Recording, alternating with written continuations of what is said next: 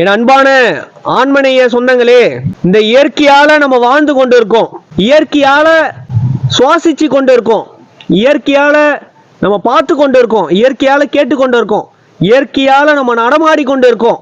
இயற்கை இல்லைன்னா நம்ம வாழ முடியாது.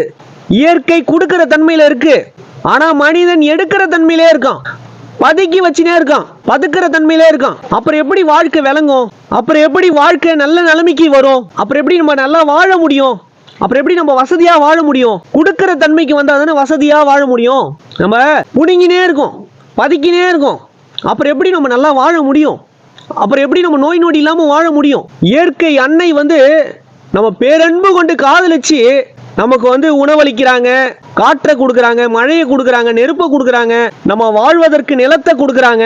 எல்லாத்தையும் கொடுக்கறது இயற்கை அன்னை தான். நம்ம ஏன்னா கொடுக்குறோமா? நம்ம எடுக்கிற தன்மையிலே இருக்கிறோமே, புடுங்குற தன்மையிலே இருக்கிறோமே, பதுக்கிற தன்மையிலே இருக்கிறோமே. அப்புறம் எப்படி நல்லா வாழ முடியும்? அப்புறம் எப்படி நல்ல நிலைமைக்கு போக முடியும்? சிந்தித்து பார்க்க வேணாமா என் அன்பார்ந்தவர்களே, என் உறவுகளே?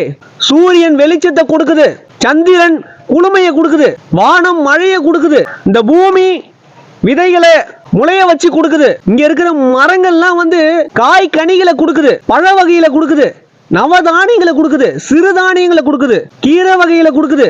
இந்த இயற்கை நம்ம மருத்துவத்துக்காக, இந்த இயற்கை இந்த மனித மருத்துவத்துக்காக எத்தனை மூலிகை கொடுக்க தெரியுமா? எத்தனை மூலிகை! இது எல்லாமே நம்ம வாங்கிட்டு, இது எல்லாமே பெற்றுக்கொண்டு, ஆனா நம்ம எதுவுமே கொடுக்க மாட்டோம். இயற்கையோட தன்மை கொடுக்கிற தன்மை, கொடுத்துனே இருக்கும், வாரி வழங்கினே இருக்கும். ஆனா நம்ம பதுக்கினே இருப்போம். பதுக்கி பதுக்கி எங்க எடுத்துட்டு போறீங்க? வாழ்வதற்கு தானே இந்த உலகத்தை இறைவன் படைச்சி வாழ்வதற்கு அனுபவிக்கிறதுக்காக தானே இந்த உலகத்தை படைச்சான். ஆனா நாமளும் வாழாம பிறரையும் வாழ வைக்காம பதுக்கி பதுக்கி பதுக்கி எங்க எடுத்துட்டு போறீங்க? சிந்திக்க வேணாமா? ஆனா மனிதன் மட்டும் கொடுக்கிற தன்மைக்கு வரமாட்டான். அது என்ன நியாயம், என்ன தர்மம்?